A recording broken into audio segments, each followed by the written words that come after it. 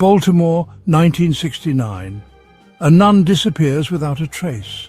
Months later, her body is found in the woods, beaten and discarded like trash.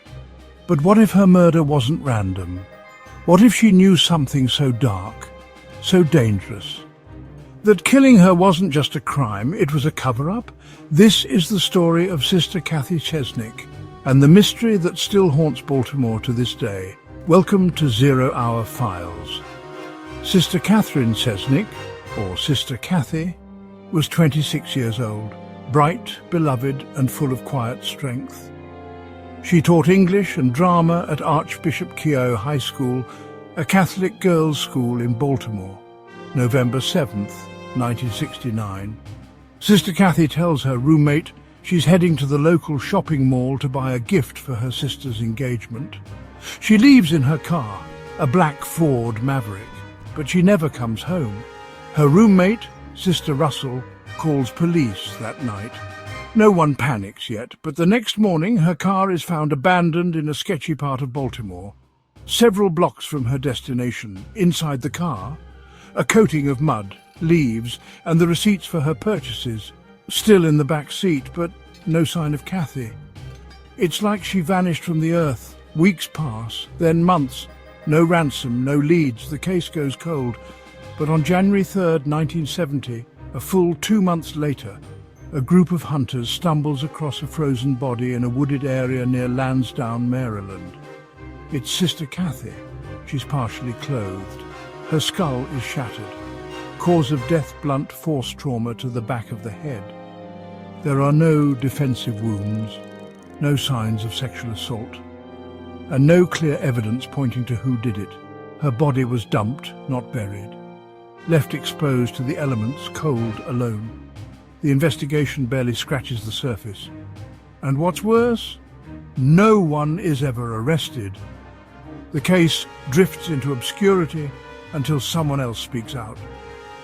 Fast forward to the 1990s. A woman named Jean Hagedorn-Wehner, a former student at Keough High School, comes forward with horrifying claims. She says she was sexually abused by the school chaplain, Father Joseph Maskell, and that Sister Cathy knew.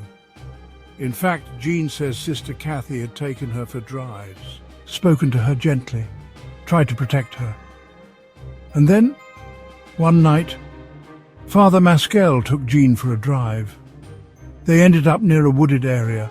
He told her, "You see what happens when you say bad things about people?"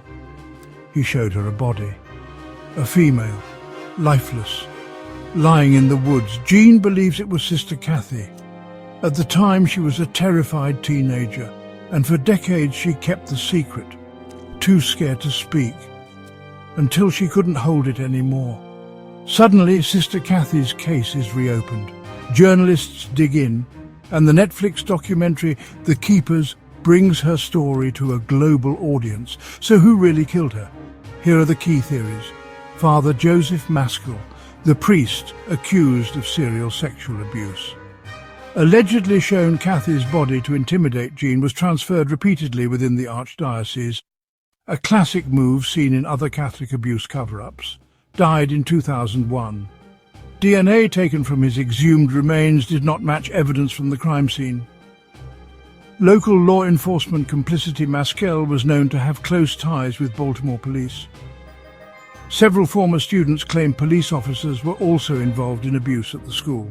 Was someone trying to keep Cathy from exposing a network? Unrelated third party. Some investigators suggest Cathy was simply in the wrong place at the wrong time. But why was there no robbery, no sexual assault, no sign of a struggle? It doesn't add up. More than 50 years later, Sister Cathy's case remains unsolved. But the truth?